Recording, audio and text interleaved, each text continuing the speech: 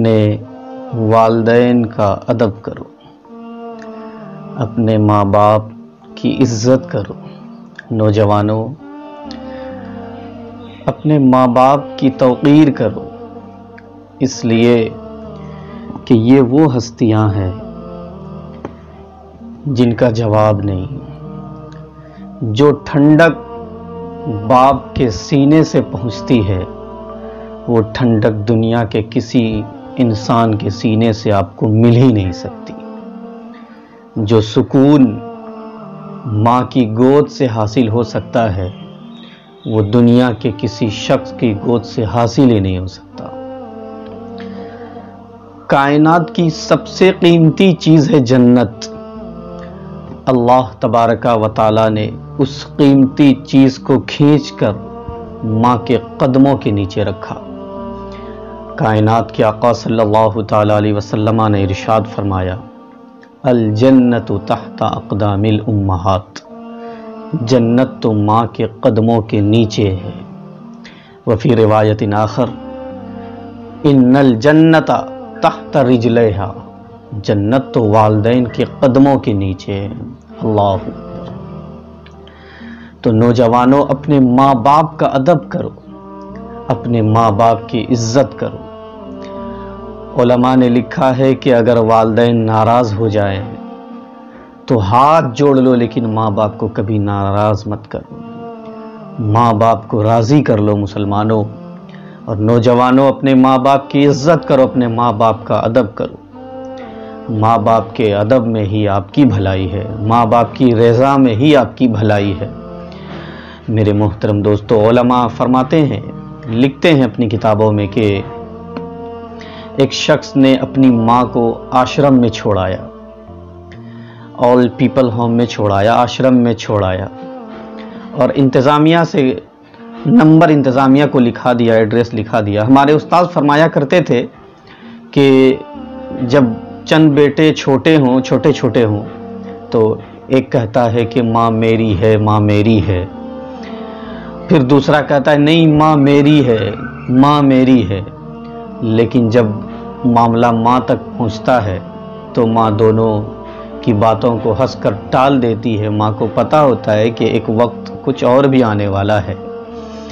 تو وہ شخص اپنی ماں کو آشرم میں چھوڑ آیا اور انتظامیہ کو اپنا نمبر دے آیا اور کہا کہ جب ہماری ماں کا آخری وقت آ جائے، جب ہماری ماں انتقال کے وقت آئے تو ہمیں فون کر دینا تاکہ ہم اپنے آبائی قبرستان میں اپنے ماں کو دفن کریں۔ اللہ اکبر۔ سال گزرتے گئے، لیل و نہار کروٹیں کھاتا رہا۔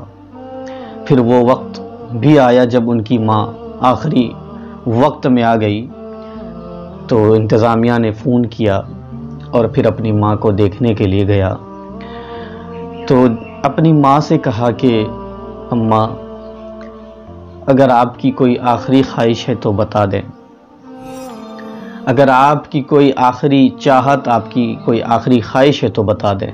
اللہ اکبر۔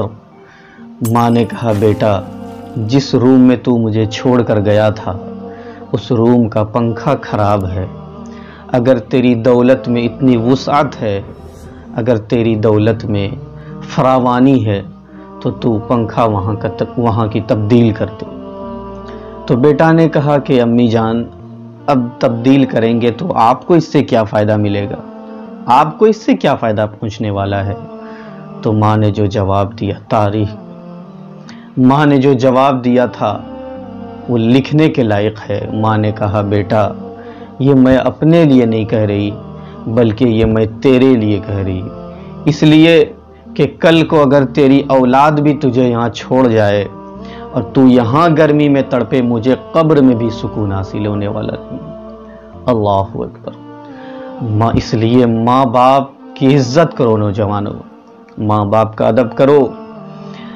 ماں باپ کے عزت کرنے میں ہی آپ کی بھلائی ہے، ماں باپ کو خوش رکھنے میں ہی آپ کی بھلائی ہے۔ میرے محترم دوستو، علماء لکھتے ہیں کہ اگر بیٹا پروفیسر بن جائے، انجینئر بن جائے، ڈاکٹر بن جائے، کوئی افسر بن جائے تو والدین کو خوف ہوتا ہے، ڈر ہوتا ہے کہ میں اپنے افسر بیٹا سے کس لہجے میں بات کروں، کہیں میرا بیٹا ناراض نہ ہو جائے۔ لیکن جب بیٹا عالم دین ہو، بیٹا عالم قرآن ہو، تو بیٹا ڈرتا ہے کہ میں اپنے والدین سے کس لہجے میں بات کروں، کہیں ماں باپ کی شان میں گستاخی نہ ہو جائے۔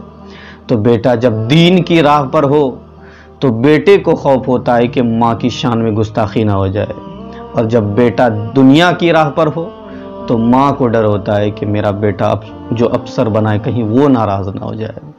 اللہ اکبر، اپنے ماں باپ کو راضی کر لو۔ یہ وہ ہستیاں ہیں جو بازاروں میں نہیں ملتی، یہ وہ ذات ہے جو آپ کو کہیں بازاروں میں نہیں حاصل ہونے والی۔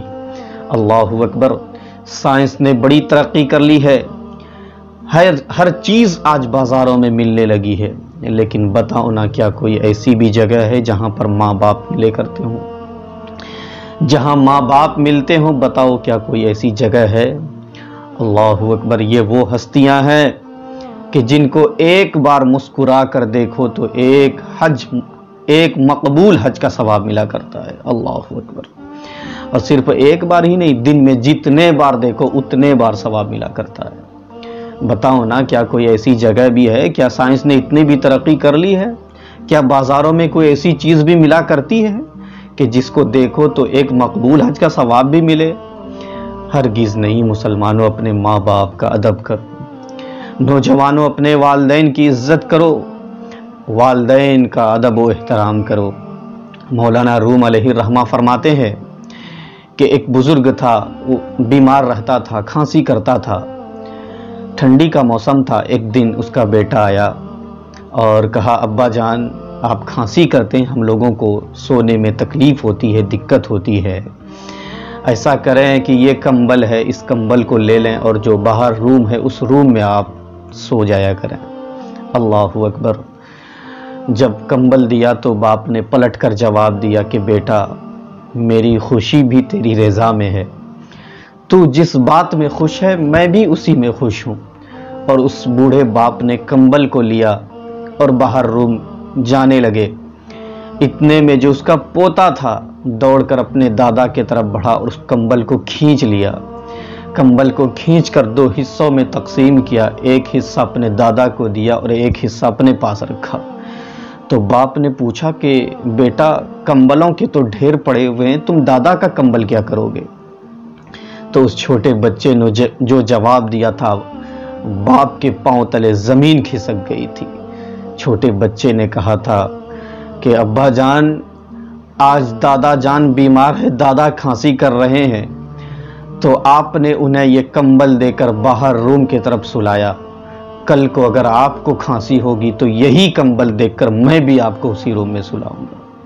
اتنا سننا تھا کہ باپ کے پاؤں تلے زمین کھسک گئی۔